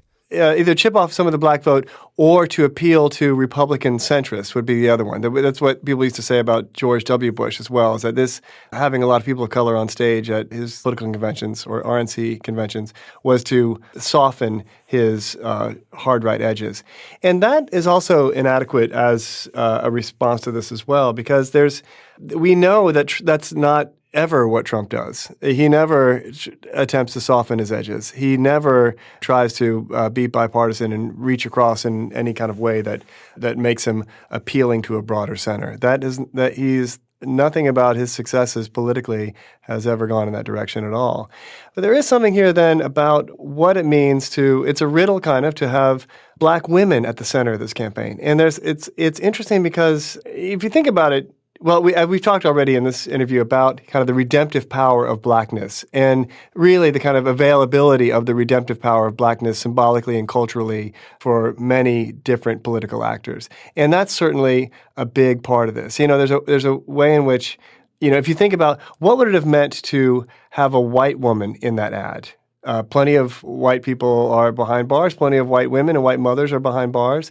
It would have been, in some ways, drawn out Trump's kind of base support of. It would have kind of reasserted this notion of white deplorables in a way that would not have had the same kind of strong appeal of Trump as a representative of the people more broadly. Because marking white people as incarcerated would have also marked white people as criminal.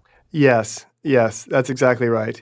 And would, in some way maybe underscore Trump's own criminality. And to have had a Latino mother would have been too closely associated with family separation policy at the border, I think, and certain kinds of nativism, which are so key to Trump.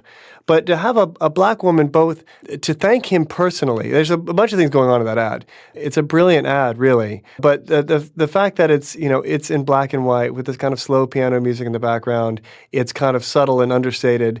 The Trump campaign claims for Trump this prison reform. This woman, Alice Evans, in the ad thanks Donald John Trump personally for this. And he can be kind of a figure of himself, of as a liberator, as a strong leader. It's kind of like a classic authoritarian populist move in a way that he can kind of cut through the bureaucracy. Liberals and Democrats can claim that they do this, that, and the other. They can claim that they stand on behalf of black people. But he's the true father protector. Yes, exactly. Yeah, I think it's, again, we think of it like, how could it be that this ad would be addressed to the same constituency and audience that we might imagine at a typical Trump rally, where the exact, seemingly kind of opposite notes are sounded again and again about the racialized threat and the need to preserve the kind of like status of the white populace. But we understand also that Alice Johnson's release here is not meant to stimulate, well, is this not coming at my expense? I thought you were our protector and now you're going after them. It's actually meant to legitimate Trump's capacity to protect the very same disavowed white populace, the deplorables, because here she stands in for someone whose experience with both kind of forms of like not state violence, but a kind of an overreaching state that people can't count on for any possibility in their lives.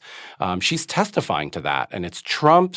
So in this way, it's Trump's appeal to the very same white populist base to kind of establish his credentials as the singular figure that can take on the state here. And so in that sense, her blackness is really important to an appeal to this white base. One thing we haven't discussed on this yet that's really important is your argument about the alt-right's origins in men's rights activism and how gender is key to how right-wing multiculturalism functions. You write, quote, "Performed as patriarchal traditionalism, online ultra-misogyny, or street-brawling bravado, masculinity bridges racial difference for populist, fascist, and even white nationalist politics." And, quote, "Violent masculinity is the identity and practice that brings together explicit racists with fascist people of color." How is it that gender politics facilitate a more multicultural far right? And is this something that's just operating on the Proud Boy street fighting level, or does this analysis also apply to high-profile right-wing Congress people of color? Well, to take the first part of that question, I think there have been people who have done extraordinary work on the relationship of gender to the far right. Matthew Lyons, who has a great blog called Three-Way Fight, he's a longtime analyst of the far right, has talked about the way that gender is as key as race is to present-day far-right formations. There's a scholar named Alex DeBranco who has done great work on masculinism, or what she calls masculine supremacy as a movement which is extraordinarily dangerous and potent, and comes out of these 4chan and 8chan, these internet message boards, originating partly in Gamergate, which I won't go into detail here about, but it was a conflict about ethics in video game journalism, just to clarify. Yes, great, thank you, Dan. And so that gender and misogyny were key to the very formation of the alt-right at its origins, in a way that deeply anti-feminist and anti-woman. And as DeBranco points out, all the mass killings over the last decade that we associate with the far right have been as much about misogyny as they have been about white supremacy. The San Diego killing, the Umpqua Community College killing, there's plenty of others that were driven by incel-inspired or men's movement, hostile men's movement-inspired men who, angry and resentful towards women, see women as withholding sex from them, as somehow getting ahead of them in ways that are able to generate this extraordinary rage. And so that kind of far-right masculinity and, the most toxic kind of masculinity can be something that can cross racial lines as it does in the Proud Boys. One thing that is new about it is gender has always been key to the far right, but if you think of kind of Nazi-era iconography, you think of kind of natalism and women as mothers and producers of a new generation of young white Aryans. And that's or like it's no coincidence that the white supremacist 14 words ends with future for white children. Yes, yeah. But what's strange about some of this kind of new incel far-right misogyny is that it's less about natality and less about a future and more about just hatred of women generally. It's as if the possibility of reproducing the white race has been replaced with just this kind of nihilistic rage toward women. And so this can be something that allows the possibility of at least the possibility of identifications or appeals across a race line to other men who can join this movement.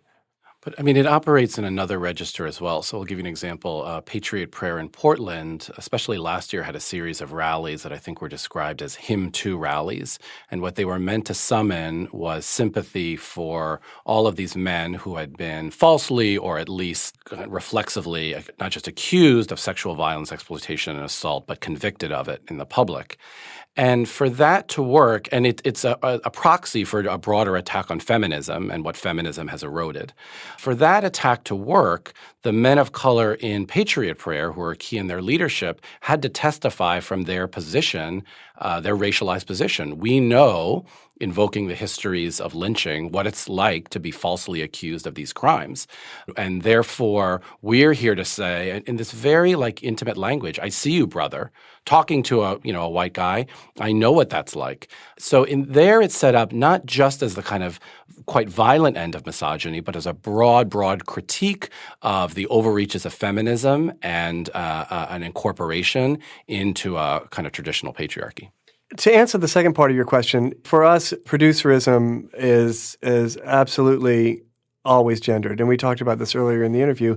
But it's by necessity this kind of idea that in American political history, producers were artisans or farmers or industrial workers, or the ones who added value through their virtuous efforts were men. And so what's valued is kind of a certain kind of work and labor efforts associated with masculinity. And so this is one of the things that, of course, Trump also campaigned on, right? Is this notion of men as losing something in their masculinity, losing something in who they are, how they value themselves. And so you can see how then violence as a response is kind of a logical response to this assertion of masculine power through a traditional masculine way of asserting power through violence. This is really interesting because there's this long-standing, more general way in which reproduction and gender are central to racism, very much in a way that's not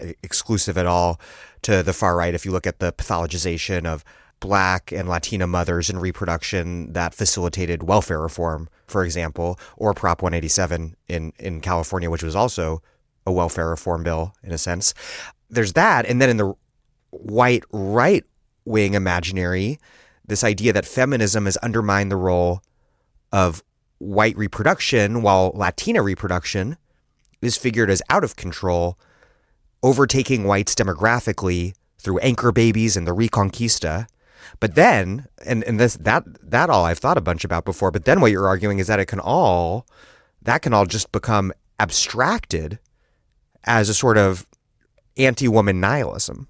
Yeah, and one that actually, again, feels productive in that it invites men, mostly white men, but some men of color, into a gendered notion of defense that is actually tied to all of these broader questions around anti-statism, around producerism, et cetera. In other words, it doesn't just have to be cast as like individual affective chauvinism as much as it's a symptom of a much broader erosion. And in Patriot Prayer, they would tie that to erosion of family structures, faith, et cetera. So there's a way in which these attacks, we can't just isolate them as a kind of like a psychologicalized chauvinism, but are actually show the links between a restoration of patriarchy and a broader critique of the state itself.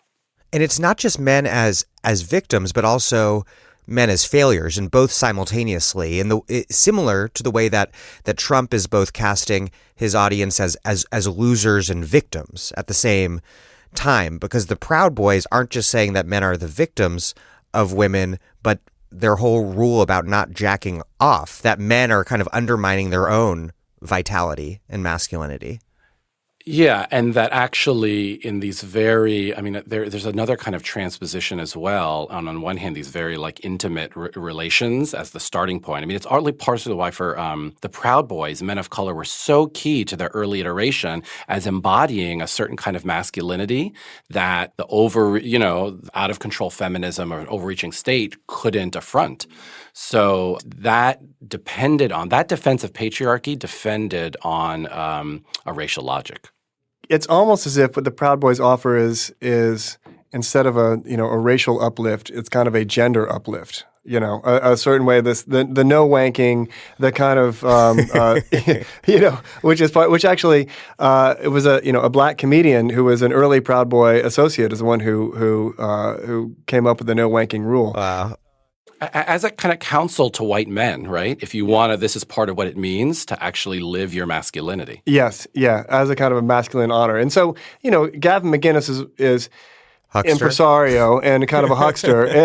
There's a lot going on with him, but partly the Proud Boys depend on a certain kind of transgression as well as a restoration of masculine honor. And those two things are obviously always connected. And the Proud Boys need to exhibit this through action, through, kind of action in the street. It's kind of almost kind of an early, like we would associate with, fascism in the 1920s as a street politics.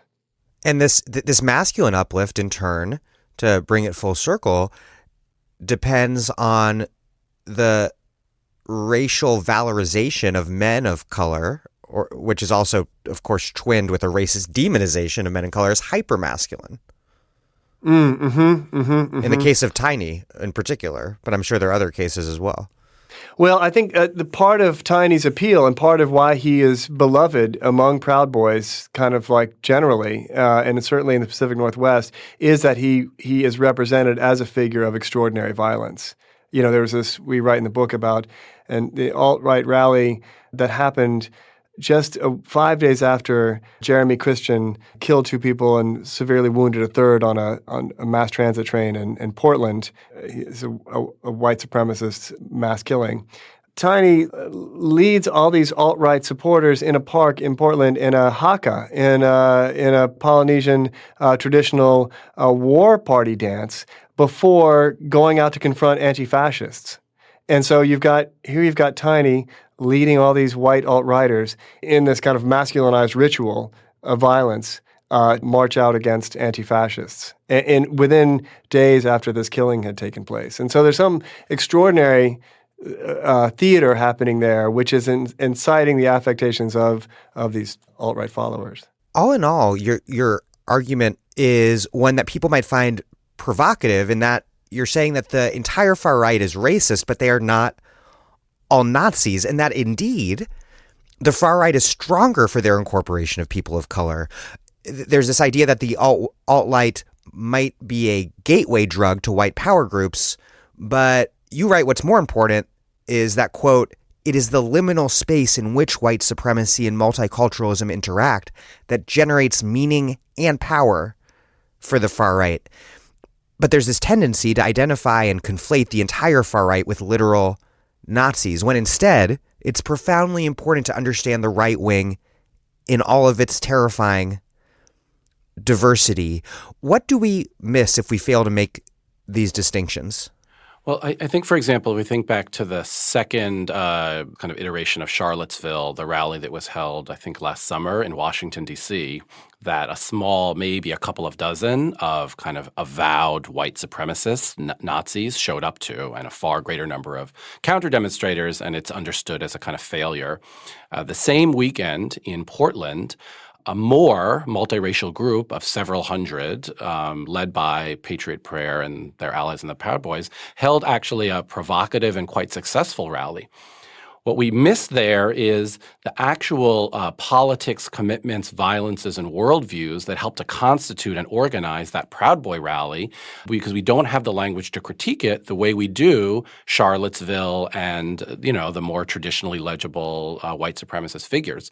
Because our language is kind of confined to look at their affect, look at their hate, look at their disposition, look at what they're drawn to or not, which is important, but it's not the only thing that defines their worldview. It's also about their commitment to militarism, nationalism, their critique of the state, their reliance on demonization in general. So that's part of what we miss is actually what constitutes, what does it mean to be right-wing in that sense, and how that is in no way exclusive or eliminate some notion of a kind of multiracial membership. I mean, it's also, it's the far right, as we describe it there, is kind of just American history writ small, right? The United States has always been a white supremacist, settler colonial and slavery and post-slavery regime. But it has always depended on blackface and on redface, on Indian place names everywhere, on kind of the idea that other people are incorporated into this project in hierarchical terms, but always incorporated in this project. And the way that Toni Morrison talks about the centrality of blackness to all American cultural production, even at its widest and most white supremacist. There's something here which is deeply American, and American white supremacy always drawing its energies from its depictions of people of color, that this is fundamental in terms of actual labor and symbolic labor and cultural labor to projects of white supremacy generally. And I had some of my most hellish days ever in my Twitter mentions when sometime last year I noted that calling Trump a fascist can be a way to make Trump seem like the product of something foreign rather than of fundamental things that have been core to the United States since before its founding. Yeah, I think that's exactly right. Were it only that racism were only born, reproduced, carried and legitimated by something on what we would call the extreme, and absent that, but for that, we would have a kind of egalitarian nation committed to possibility for everyone. So that does is it disavows the much more, as Joe is saying, structuring ways that race legitimates and reproduces the long-standing forms of domination that constitute everyday life in the country.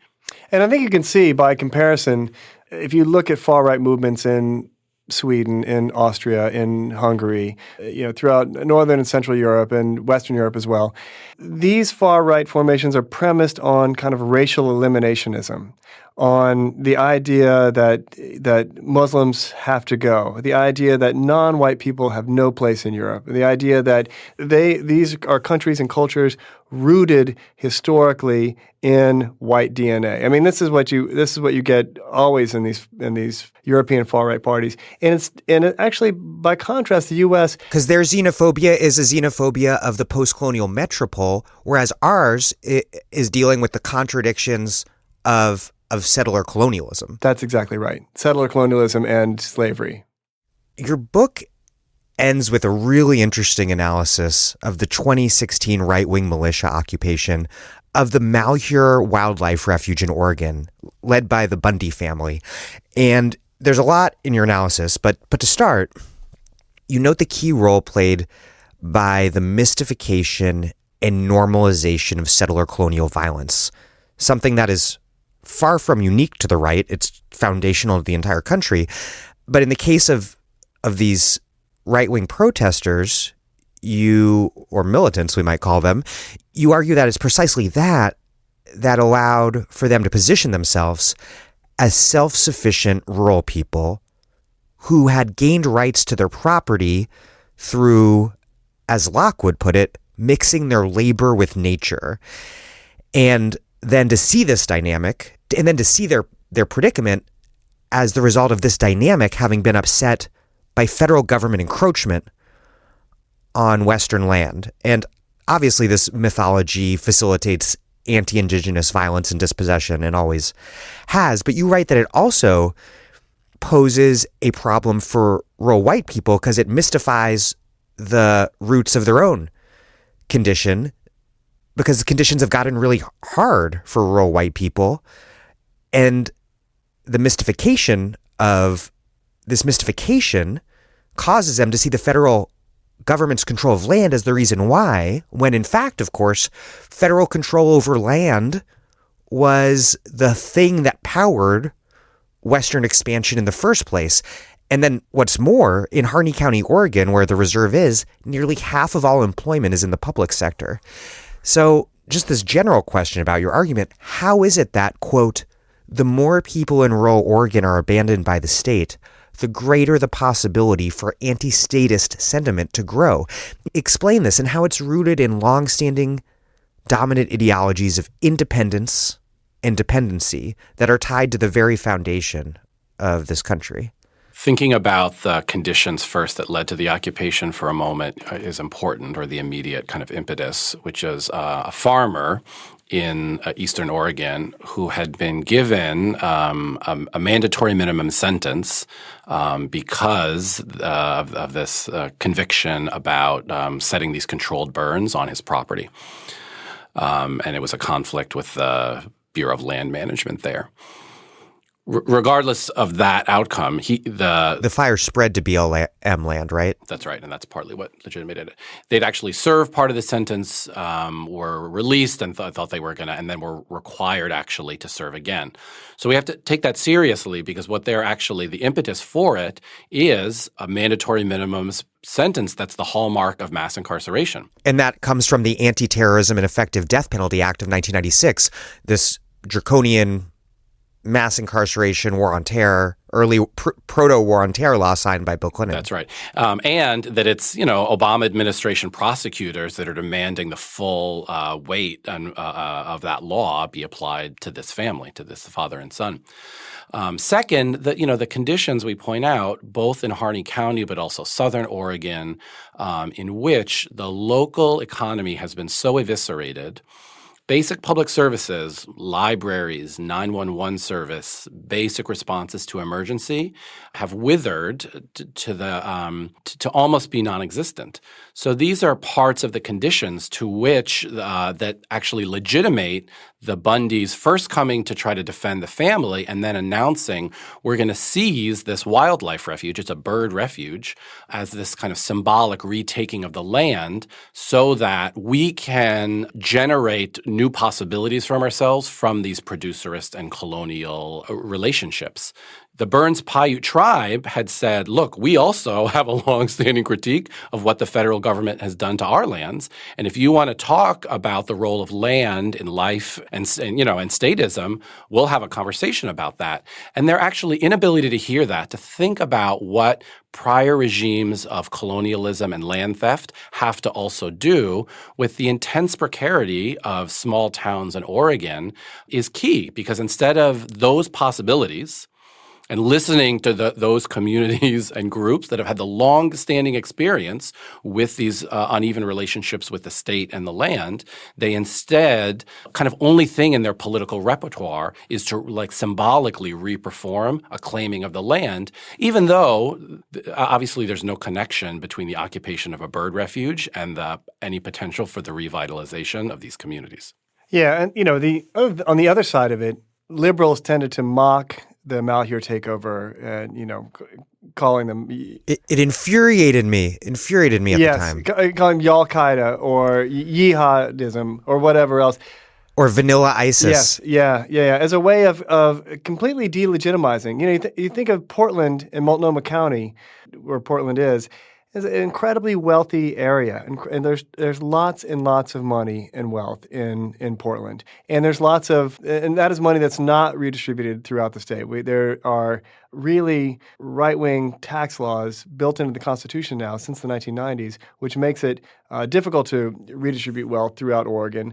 But it is a comfortable situation that wealthy liberals will defend over and over, and will fight against referenda that seek to redistribute wealth. And so here they are looking out at eastern and southern Oregon, shaking their head at these redneck evangelical zealots as if these are not people who have claims to the state or against the state, or cannot say we live in a failed state and we need resolution to this. We need to find some way to save ourselves. And that's why the militias became important in these areas to begin with. That's how they gained credibility to start with, because they were the only ones intervening and saying, we want to help take care of these problems. We want to help make this a survivable land for you. They, running classes in small animal butchering and sewing and pouring the cement for wheelchair ramps for veterans and doing this all kinds of other work in these areas, which made them more credible, not to everybody, of course, but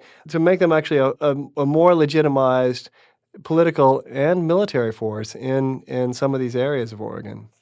And some liberals even, I remember very clearly, were criticizing the government for not repressing the militants more severely. This idea that racial justice somehow would be them being as severely punished as black insurrectionaries would be. It was utterly unreal. Yeah, and aligning themselves, therefore, with the state police and the FBI and all the kind of power of state violence. I mean, pointing out rightly that the kind of their reluctance to simply storm occupation and slaughter people, we could imagine a different outcome if it had been a black social movement that had done that. That we can accept that as true, but then to invoke, we want this. The resolution here is for state violence to be brought to bear on them as something representing equity. Is indeed, it shows kind of like how diminished. Because I don't think we don't want to. Certainly, we want to have a clear critique of the Bundys, of the forms of militancy and violence they represent, and there were lots of organizers on the ground doing that who understood the deep threat they made. But the way to do that isn't then to argue, yes, the mandatory minimums should be applied to them full-throated. Yes, the power of the state and the FBI should be brought to bear against them, which is in some ways what the politics cohered around.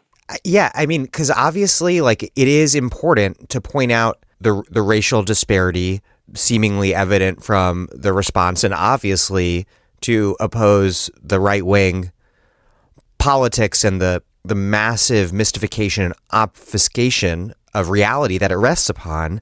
But at the end of the day, we had liberals sort of singing out of the same hymn book as the National Review's Kevin Williamson, pathologizing white rural people using racist frameworks. As opposed to structural frameworks. And you'll often hear in a place like Oregon, there's this corridor along the Interstate Freeway, the 5, that represents kind of like committed, equitable values. But stray from that, and you're entering this kind of like territory of it is very much of like political dysfunction, the kind of the wretched people, and such that when people make appeals to forms of redistribution, the response is very much you're the authors of this failure, and this is a sign of why you actually don't have the standing to make that claim. This is also related to this liberal and establishment analysis that presumes that we were discussing earlier, that racism is a static force in American history, and that also that tribalism is this basic feature of social life, which is sort of a corollary to racism as a static force. And so the only way out then, these people on Twitter weren't looking for a way out. They were just sort of embracing this kind of liberal race realist nihilism. But then for those who are, trying to propose solutions like Amy Chua, the only solution is to have conversations with our fellow Americans, on the other side of the tribal divide. Yeah, this assumption that these are already formed, internally coherent groups that actually do operate under different mores, different commitments, and that that's already fully formed. And the conflict simply represents the playing out of that versus understanding these are, much more fluid sense. I mean, you can imagine a different – there had been organizers in Oregon working for many decades on addressing mandatory minimums, largely on behalf of the communities of color that had been affected by them. So to embrace the tribal notion is to say that a farm rancher also struggling with a different articulation of mandatory minimums would actually have no political grounds to engage, let's say, Black and brown communities in Portland and elsewhere in a critique of the criminal justice system. And that just actually forecloses political possibilities for generating the kinds of movements that could be transformative and instead defines them as mere kind of cultural alienations from one another.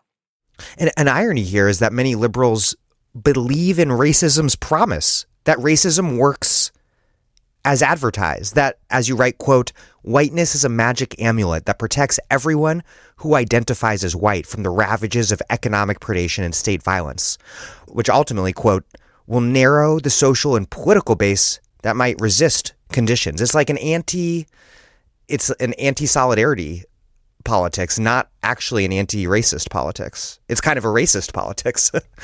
Absolutely. And again, it seeds, from our perspective, possibilities. So we discuss a group called the Rural Organizing Project, a statewide project in Oregon that's based not just in white rural communities, because the rural Oregon is not just white, but they're very actively trying to work and think about the forms of precarity and deprivation and death that are becoming more ubiquitous in white rural Oregon towns, and how that does relate actually to the conditions in places like Ferguson and Baltimore and onto the border. This is not just a kind of Pollyannish appeal to human solidarity. It's actually trying to get people to think quite seriously about how ICE detention center in, just over the border in Washington relates to the longstanding experiences of abandonment in southern and eastern Oregon. That's work to be made and forged and built. It can't just be assumed. But the kinds of like the tribalism discourse, which just presumes that a priori alienation forecloses any possibilities for it. You write along these lines, quote, white efforts to promote racial justice are not realized through bland forms of allyship to support people of color around their issues, but forged through a recognition of the interdependence between racially subordinated communities fighting their abandonment and heightened forms of white precarity. I love this sentence. Explain what allyship, this profoundly liberal hijacking of leftist social justice politics that kind of functions as a substitute for the concept of solidarity, what that misunderstands about how systems of domination function and about the materiality of ideology, and then in turn, how we should instead think of solidarity as a practice that can transform ideology. Yeah, I think that we want to say on the one hand that the kind of like the political paucity of a concept like allyship, when it just means supporting someone else in their struggles, is not something that can ever go anywhere, because it's not something they're not shared values, shared interest, the idea that there's something that you can forge together that will emancipate everyone. And so that, that's something that is not, it's a certain kind of liberal paternalism at the end of the day. On the other hand, we don't want to say that all struggles are the same and that there should be kind of an undifferentiated sense of what different struggles face or different communities face, right? So that white precarity is different. What people in eastern and southern Oregon face is different than what people face in Flint, Michigan, or the state predation that you find in Ferguson, or what people face on the border. Nevertheless, there's many things that they have in common in terms of who their enemies are, who are the ones preying on them. And there's a difference between recognizing difference to build solidarity, which is critical. We can't, as you're saying, presume kind of universal categories and universal politics, if only it were so easy. But there's a difference between that and fetishizing and naturalizing difference. Yes. Yeah. Because, differences are, they're not they're not natural and they are not static, and and you don't want to reify experiences or people's, racialized identities. On the other hand, you do have to start from where people are. And I think for us, one key thing is that the struggles of people of color have often been the ones that open up emancipatory possibilities for everyone else. Or another way of saying it is like we were talking about the Bundys and the militias in Oregon. Kind of a settler colonial mindset is exactly what stands in the way of these folks finding other forms of solidarity and possibilities of liberation. And so that's what we were trying to begin to get at in the conclusion is how would we think about what George Lipsitz calls accompaniment instead of allyship in terms of what kinds of solidarities can be forged under what conditions? Yeah, and I think what it requires us to think about is not just intrinsic characteristics, but different, distinct relationships to power. And that we can think actually those relationships to power don't have to be the same. In other words, the ways that the state abandonment has happened in Southern Oregon are quite different than the way they've happened in Detroit. But they do name a certain relationship to power that's important for us to understand and think through. And it's partly why we turn to a tradition of women of color politics and theorizing that actually has a longstanding practice of that understands women of color itself was not meant to be a singular term capturing all forms of that experience. It was meant to be a practice in which you could think through sites of difference in order to offer a political critique of power. And, to concretize this, there was this incident that happened several years ago in Southern Oregon where a person was killed by a driver along a highway, and with no police presence, no investigative presence, no promise of it, the person's relatives were left to just hold a sign by the road saying, "Does his life matter to anyone?" That experience of trying to appeal to the state and saying, does my life matter to anyone? There's longstanding practices and traditions and genealogies to address that, but they don't lie in settler colonial takeovers of a bird refuge. They lie in other forms of emancipatory movements, and I think that those are the forms of relationality that hold the most potential to link together what would happen in Southern Oregon with long-standing visions of transforming the state. And I think the point is if that doesn't happen, it's the militias that offer a far more seductive and, arguably like effective response, which is if you want redress, you stay with us and return to these producerist commitments. So, for instance, to give another example, Trump gave this speech at a rally in Minnesota, kind of an election campaign rally in Minnesota in October. And in that speech, he used this horrible language, redolent of great replacement theory about Somali refugees. The Somali community. Horrible. Yes, yeah. And, in saying that Democrats will send waves and waves of refugees your way if they get back in power.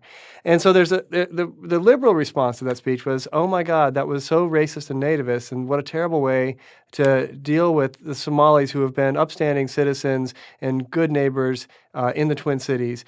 As opposed to maybe another way of seeing it might be that Somalis in the Twin Cities and the surrounding rural areas in Minnesota have been leading struggles at Amazon distribution centers, for instance, for workers' rights, to take bathroom breaks, for better wages.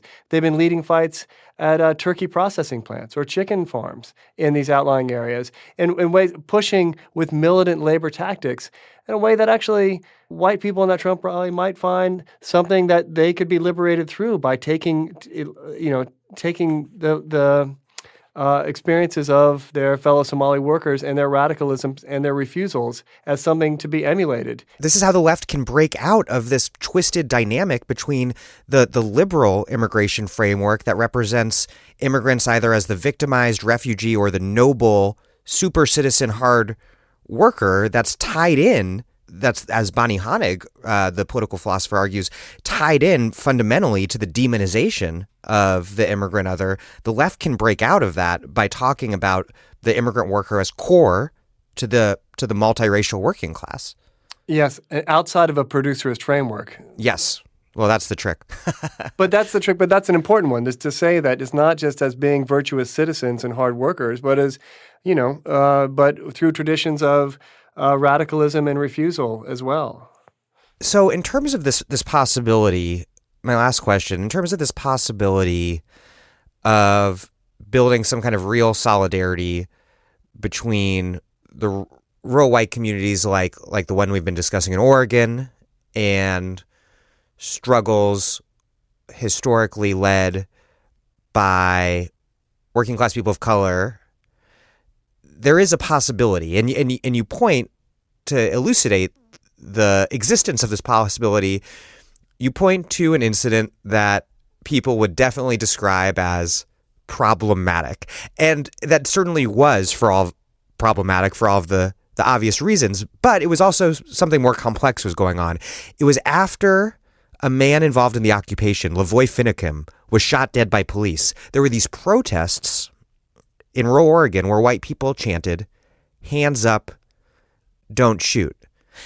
And you write that, of course, this failed to sort of fully appreciate the black people's his distinctive vulnerability to state violence, but that on the other hand, quote, "The attempt to make visible some feeling of collective suffering and distress through a signifier so closely associated with black insurgency at least hints at another possibility." To close out, what is that possibility, and why are so many liberals dead set on not seeing it?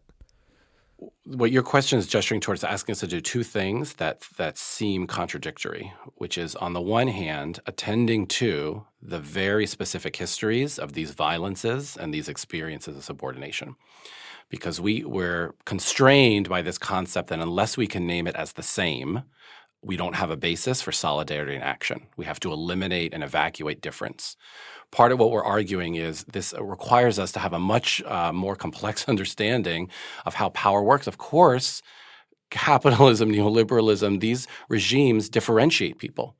They can't push people into equivalent, interchangeable, fungible experiences. So the challenge then is to think about what the relationship is across those experiences and what is it that would constitute points of entry at these different sites to really reimagine worlds that aren't predicated and don't require violence, producerism, and colonialism as their guarantor. And our argument is that those have, historically come from anti-racist movements based in communities of color that don't want to simply reproduce a regime of violence or a division between worthy and unworthy. And we're at that moment now where the possibilities of protecting or inuring ourselves from death by claiming that we belong into the category of the valuable versus the discarded are diminishing for everyone. We realize the category of the discarded and the destined for death is growing.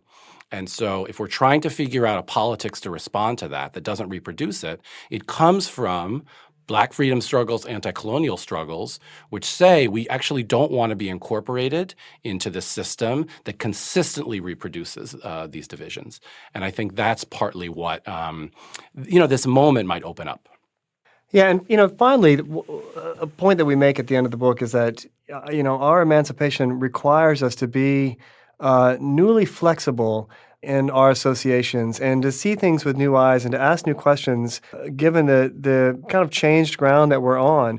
And what we chronicle in the book is that that's exactly what the right and far right has done. They have been open to new associations and new identifications and to changing the language on a number of things that allow them to grow and build and flourish. And we think the left needs our own ability to be flexible and open and to build identifications and associations across lines that people are generally hesitant to do. Well, Joe Lowndes and Daniel Martinez HoSang, thank you very much. Thanks for having us. It was so fun. Yeah, we're really grateful. Thank you, Dan.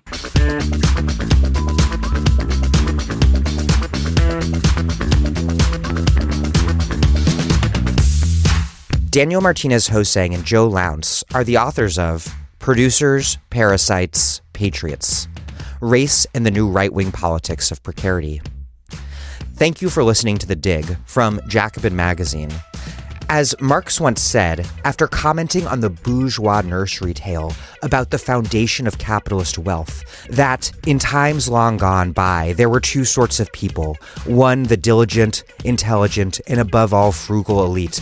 The other, lazy rascals, spending their substance and more in riotous living. Such insipid childness is every day preached to us in defense of property. In actual history, it is notorious that conquest, enslavement, robbery, murder, force play the great part. While other podcasts have only interpreted the world in various ways, our point is to change it. We are posting new episodes every week. The Dig was produced by Alex Lewis, music by Jeffrey Brodsky. Our communications coordinators are Julia Rock and Zachary Nin. Our senior advisor is Thea Riofrancos. Check out our vast archives at thedigradio.com. Follow us on Twitter at thedigradio, and please find us wherever you get podcasts. And subscribe. If it is on iTunes or wherever, please also leave us a nice review. Those ostensibly help introduce us to new listeners. What really and truly does that, however, is you telling other people about the show. Please make propaganda for us. And last, but by no means least, please do find us at patreon.com/thedig and make a monthly contribution to help keep this operation going strong. Even a few bucks a month is a huge help.